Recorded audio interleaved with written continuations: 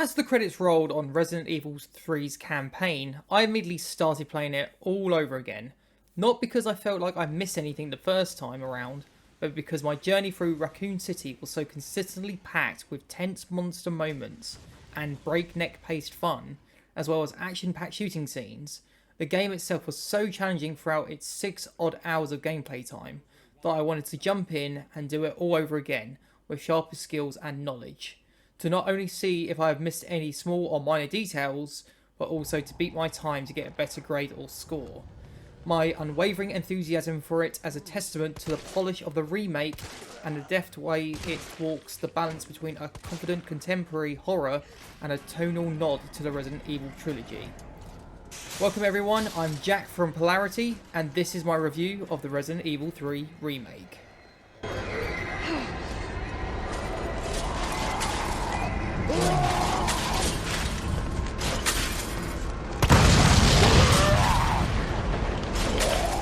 Released in 2020, Resident Evil 3 is set almost exactly simultaneously with the events of the equally impressive Resident Evil 2, where a roguish Umbrella Corps mercenary named Carlos Oliveira calls on the endangeringly pragmatic Jill Valentine, who was last seen in the original Resident Evil and its director's cut, to assist in saving the surviving residents of a destroyed Raccoon City from the carnage caused by the T-virus outbreak.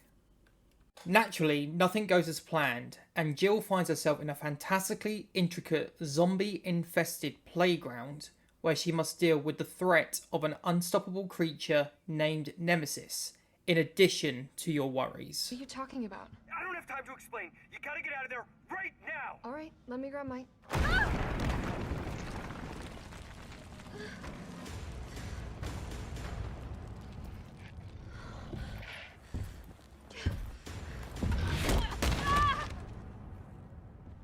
The game is very efficient in its storytelling. The villain is perfectly villainous, the heroes are all selfless and charming, and cutscenes are lean yet efficiently deliver big dramatic moments. It carries the gameplay swiftly along. In other words, the story never gets bogged down in unnecessary exposition. Don't move! Shit, Jill! Kendo, you're alright. Yeah, all right's a stretch.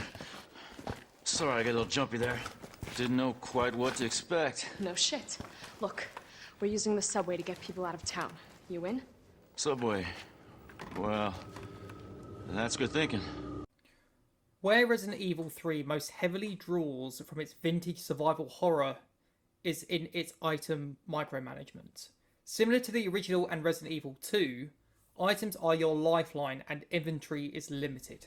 If you want to survive for a long time, you must dash back and forth between storage boxes to ensure that nothing is wasted and that specific objects are combined in clever ways. At least in my initial run on standard mode, I never ran out of bullets or health, but this was more of a result of my careful scavenging than a lack of supplies. Any excellent vintage survival horror game should not make you feel like you're being punished, but Resident Evil 3 does not, as long as you play with caution.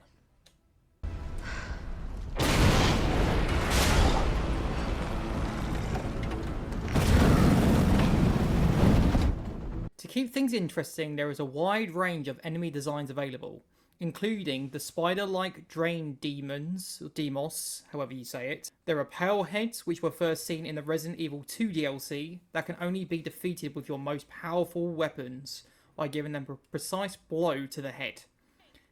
Also, there are other creatures that are trying to devour your brains that are not your typical zombie.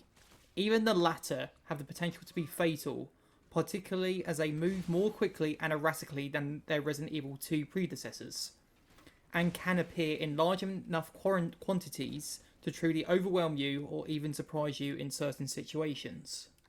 Naturally, Jill has access to a variety of weapons. She progressively acquires the handgun, shotgun, grenade launcher, and other classic Resident Evil armaments. Shooting each weapon feels gratifyingly substantial. More crucially, because basic weapons can be upgraded to greatly increase their shelf life, I was able to utilise every gun all the way through to the end. For example, I modified my initial shotgun with a semi-auto barrel, tactical stock, and a shell holder to make it much more effective against more formidable opponents later on in the game. So this gives people a reason to play the game again and again. The main adversary of Resident Evil 3 is a formidable and swift opponent by the name of Nemesis, who stalks and pounces on his target in a succession of thrilling boss battles. In these fights, you square up against him in expansive arenas, and all you have with you is your weaponry and whatever hideous shape Nemesis has transformed into. It feels amazing to pull off a flawless dodge as he leaps at you from a distance, or to use a mine bomb to blast him off a side of a building. Like some kind of animal.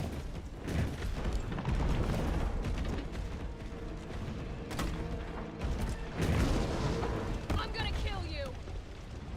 Unfortunately, unlike our predecessor antagonist Professor X from the Resident Evil 2 remake, Nemesis does not follow us around everywhere. Instead, he shows up from time to time in various triggered scenes after a certain action has been done, to then disappear after a few minutes later once a cutscene has been delivered.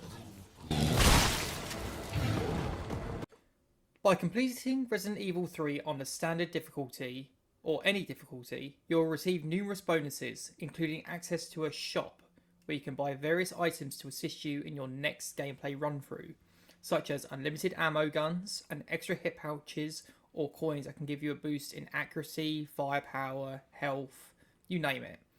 Hopefully to assist players in going for the next difficulty up.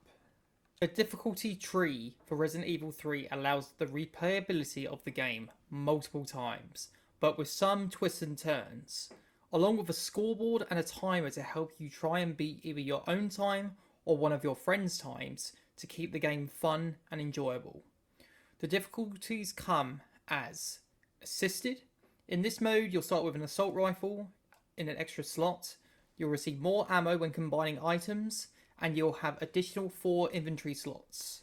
Aim assist will be on, zombies will be weaker, and you'll automatically recover a portion of your health as time goes by.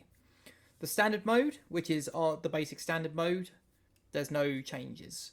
There's the hardcore mode. In this mode, enemies are stronger, ammo and other items are less available, and you'll receive less ammo when combining items. You cannot change the difficulty in a hardcore playthrough. Once you've completed hardcore, you'll then have the ability to try nightmare mode. This mode is unlocked after completing the game on hardcore. In this mode, enemies deal significantly more damage and are way harder to kill.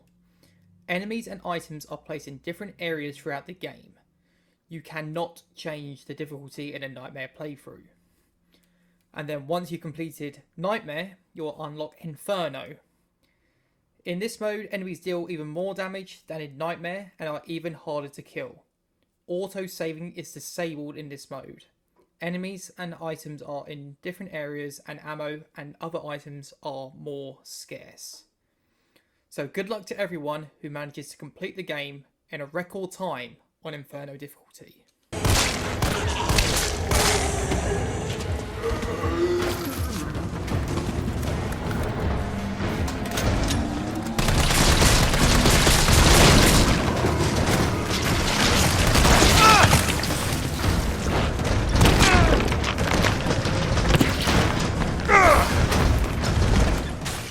In conclusion, Resident Evil 3's 2020 remake, like Resident Evil 2's before it, does a fantastic job of radically updating the gameplay, while maintaining the terror and tension of the late 90s original.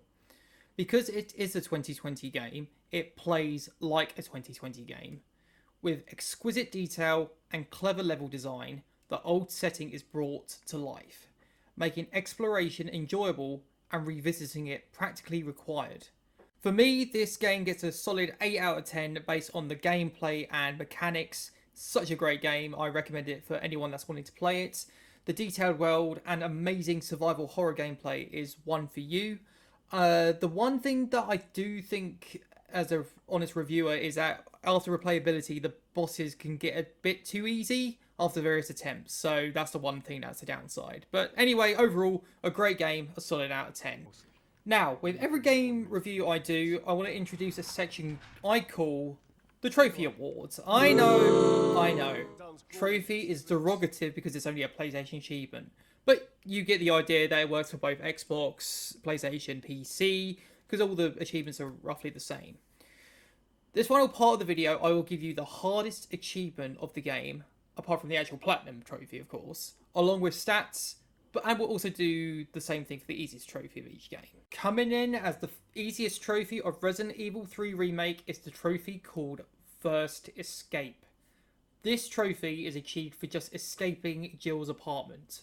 So I don't really think we can talk about the stats for that one because this is literally the first part of the campaign.